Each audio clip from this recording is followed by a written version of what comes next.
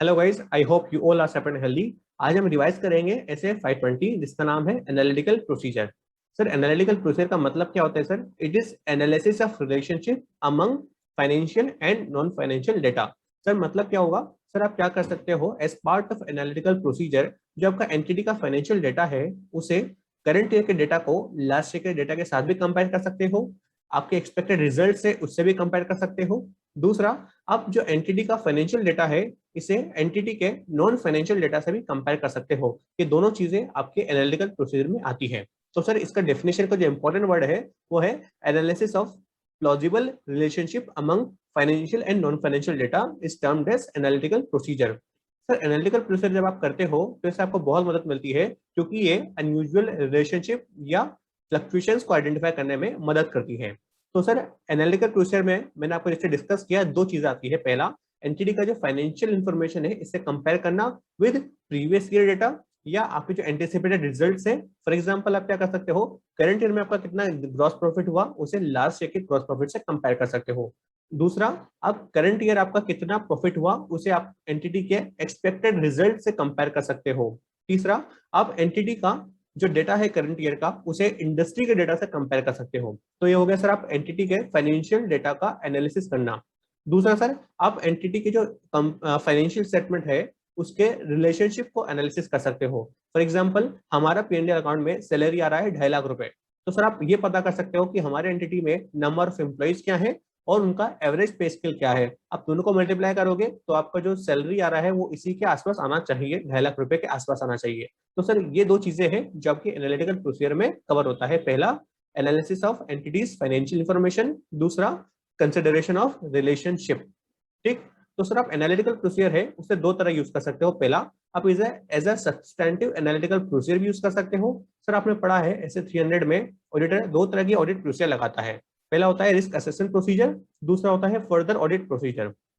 जो further audit procedure है वो भी दो तरह की होती है। पहला होता है टेस्ट ऑफ कंट्रोल, दूसरा होता है सब्सटैंटिव प्रोसीजर। तो सर, सब्सटैंटिव प्रोसीजर लगा रहा है तो अगर ऑडिटर एनालिटिकल प्रोसीजर को as a substantive audit procedure लगा रहा है तो उसे हम बोलेंगे सब्सटैंटिव एनालिटिकल प्रोसीजर। ठीक। तो सर, आप एनालिटिकल प्रोसीजर को as a substantive analytical procedure भी यूज कर सकते हो। दूसरा, आप इसे ईयर एंड पे भी यूज कर सकते हो, सो दैट आपको ओवरऑल फाइनेंशियल स्टेटमेंट के रीजनेबलनेस के बारे में आइडिया मिल जाए कि क्या ओवरऑल फाइनेंशियल स्टेटमेंट ठीक है या नहीं है। ठीक। तो सर, एनालिटिकल प्रोसीजर लगाने के लिए आपको किन किन बातों को ध्यान में रखना पड़ेगा, अब उसको डिस्कस करते हैं। तो सर, आपको कुछ फैक्टर से वो ध्यान रखना पड़ेगा जब भी आप एनालिटिकल प्रोसीजर को यूज करेंगे। पहला, आपको ये देखना है कि क्या जो एनालिटिकल प्रोसीजर है उस पर्टिकुलर क्लास ऑफ ट्रांजेक्शन के लिए सुटेबल है या नहीं है। फॉर एग्जांपल, अगर मैं आपको प्रॉफिट एंड लॉस का एग्जांपल लेता हूं, अगर आपके पीएनएल अकाउंट के अंदर profit on sale of fixed asset आ रहा है। ठीक। अगर आपको अपने पीएनएल अकाउंट के अंदर profit on sale of fixed asset आ रहा है, तो अगर आप इसके ऊपर एनालिटिकल प्रोसीजर लगाएंगे, इसको आप एंटिसिपेट करेंगे, इसको आप एनालाइज करेंगे पिछले साल के साथ, तो ऑब्वियसली आपके रिजल्ट सही नहीं होंगे। तो सर, इस केस में आपका ये लगाना, एनालिटिकल प्रोसीजर लगाना इज नॉट सुटेबल।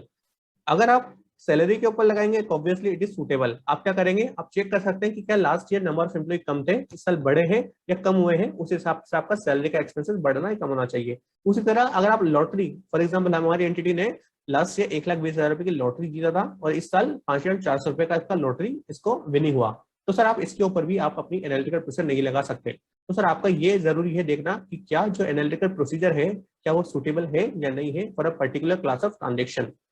दूसरा, सर आपको ये देखना पड़ेगा कि जो एनालिटिकल प्रोसीजर आप लगाने जा रहे हो और उसके लिए जो डेटा यूज कर रहे हो, फॉर एग्जांपल आप एंटिटी का जो सैलरी एक्सपेंसेस है उससे आप एंटिसिपेट करने जा रहे हो, उसको आप पता करने जा रहे हो। तो सर, वहां पे आपको यह पता होना चाहिए, पहला, नंबर ऑफ एम्प्लॉइज कितने हैं, कितने नंबर ऑफ एम्प्लॉइज बीच में आए हैं, कितनों ने छोड़ा है ऑर्गेनाइजेशन, ये आपको पता होना चाहिए। दूसरा, उनका एवरेज पे स्केल कितना है।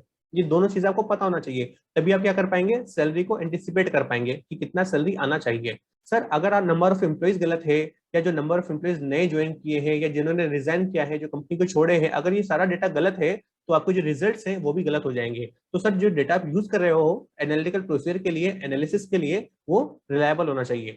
सर, जो रिलायबिलिटी होती है वो कुछ फैक्टर्स से अफेक्टेड होती है। क्या क्या फैक्टर्स है? पहला, सोर्स ऑफ इन्फॉर्मेशन। दूसरा, comparability of the information, nature and relevance of the information, and then control over preparation of information. अगर इन्फॉर्मेशन प्रिपेयर करने पे अच्छा कंट्रोल है, अगर इंटरनल कंट्रोल अच्छे हैं तो आपकी इन्फॉर्मेशन रिलायबल होगी।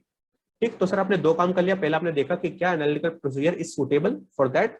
दूसरा, जो डेटा है क्या वो रिलायबल है या नहीं है। तीसरा, अब आपको क्या करना है, आपको एक्सपेक्टेशन डेवलप करना है। फॉर एग्जाम्पल, आपको पता चल गया कि मुझे सैलरी का कैलकुलेट करना है कि कितनी सैलरी हो सकती है।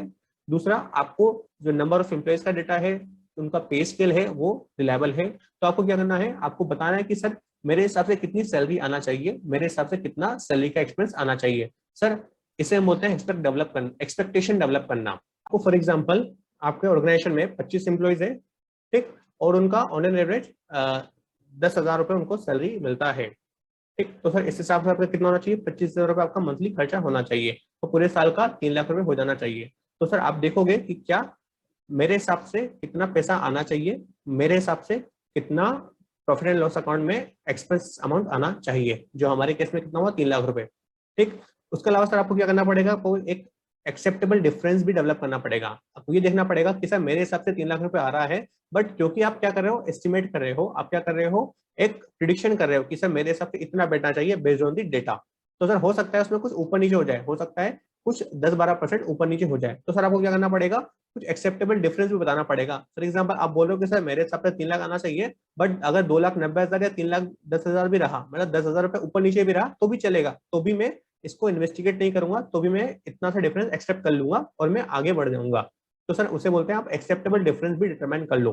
ठीक, अगर आपको लगता है कि अगर आपके एक्चुअल रिजल्ट 2,80,000 रुपए आए, मतलब आपका एक्सेप्टेड डिफरेंस था 10,000 रुपए, ठीक, लेकिन जो डिफरेंस आया एक्चुअल वो कितना है, 20,000 रुपए। तो सर ऐसे केस में आपको क्या करना पड़ेगा, फर्दर इन्वेस्टिगेशन करना पड़ेगा। ठीक, तो इसीलिए एक्सेप्टेबल डिफरेंस बनाना प्लीज जरूरी है। ठीक, तो सर 4 स्टेप हो गई। पहला, आपने देखा कि क्या जो एनालिटिकल प्रोसीजर है क्या वो सुटेबल है या नहीं है। दूसरा, जो डेटा है क्या वो रिलायबल है या नहीं है। तीसरा, आपको एक्सपेक्टेशन डेवलप करना पड़ेगा कि मेरे हिसाब से कितना अमाउंट आना चाहिए। देन चौथा, आपको एक्सेप्टेबल डिफरेंस भी बताना पड़ेगा कि भाई 10-12,000 रुपए कितना ऊपर नीचे चलेगा, वो मुझे एक्सेप्टेबल है या नहीं है। अगर आपका जो एक्चुअल डिफरेंस है वो एक्सेप्टेबल डिफरेंस से ज्यादा आते हैं, तो आपको मेट्रो को फर्दर इन्वेस्टिगेट करना पड़ेगा, मैनेजमेंट से इंक्वायरी करोगे और साथ में अदर ऑडिट प्रोसीजर परफॉर्म करोगे। सर इसके अलावा कुछ मिसलियस बातें हैं। सर जो आपका एनालिटिकल प्रोसीजर होता है वो हर जगह काम आता है, आपके हर स्टेज में काम आता है। प्लानिंग में भी काम आता है, टेस्टिंग में भी काम आता है, कंप्लीशन फेज में भी काम आता है। सर एनालिटिकल प्रोसीजर कितने तरह के होते हैं, क्या क्या टेक्निक्स हो सकती है। सर आपका होता है ट्रेंड एनालिसिस। आप क्या कर सकते हो, एंटिटी का करंट ईयर के प्रॉफिट्स को, करंट ईयर के डेटा को प्रायर पीरियड के डेटा के साथ, कई सालों के डेटा के साथ कंपेयर कर सकते हो। दूसरा होता है रेशियो एनालिसिस। सर आप क्या कर सकते हो, एंटिटी का जो भी रेशियोज है, for example current asset ratio कितना है, नेट प्रॉफिट रेशियो कितना है, जीपी रेशियो कितना है, उन सभी रेशियोज को चेक कर सकते हो, उन सभी रेशियो को एनालाइज कर सकते हो। तीसरा है सर रीजनेबलनेस एनालिसिस। सर इसके अंदर फॉर एग्जांपल अगर आपका जो स्टोर है, स्टोर में फॉर एग्जांपल 100 किलो माल रखने की कैपेसिटी है, ठीक, लेकिन आपकी एंटिटी बुक्स में बता रही है कि वहां पे 150 केजी क्लोजिंग स्टॉक पड़ा है। तो सर इसे हम बोलते हैं रीजनेबलनेस चेक करना। मतलब आपकी कैपेसिटी है 100 केजी माल रखने की, लेकिन आप अपने फाइनेंशियल स्टेटमेंट में कितना बता रहे हो, 150 केजी। तो सर यहाँ पे इतना पॉसिबल ही नहीं है, जब आपकी कैपेसिटी ही 100 किलो माल रखने की, तो आप 150 किलो कैसे रख सकते हो। तो इसे हम बोलते हैं रीजनेबलनेस एनालिसिस। देन होता है सर स्ट्रक्चर मॉडलिंग।